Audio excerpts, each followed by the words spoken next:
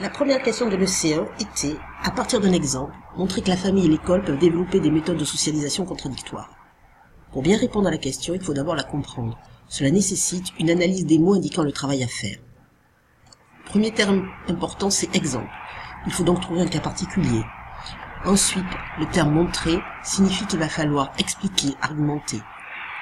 Enfin, le terme contradictoire veut dire qu'il va falloir trouver des méthodes de socialisation opposées.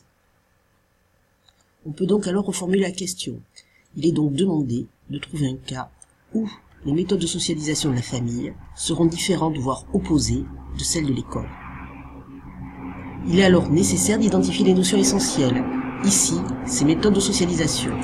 Dans la réponse, il faut donc obligatoirement qu'il y ait une définition de la socialisation, c'est-à-dire ce processus où l'individu intègre et intériorise des normes, des valeurs, des modèles de comportement qui vont lui permettre de s'intégrer dans le groupe. Il faudra aussi mettre en évidence la diversité des méthodes de socialisation, et notamment opposer les méthodes traditionnelles aux méthodes modernes. Pour répondre à la question, on peut alors partir des méthodes de socialisation de l'école. L'école utilise en effet des méthodes modernes. Deux grandes méthodes vont être utilisées. D'abord, l'observation et l'imitation. C'est le professeur qui va donner la méthode de travail, que va ensuite copier l'élève. Il y a aussi l'expérimentation, les essais et erreurs. C'est l'objectif des exercices d'apprentissage que l'élève fait, qui sont corrigés par le professeur. L'élève va à partir de là améliorer ses performances.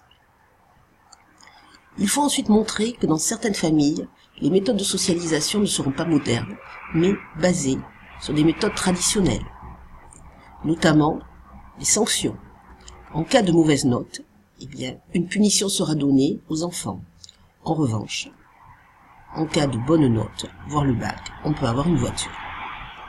Ainsi, on démontre que l'école va développer des méthodes modernes, alors que les familles, dans certains cas, vont développer des méthodes traditionnelles.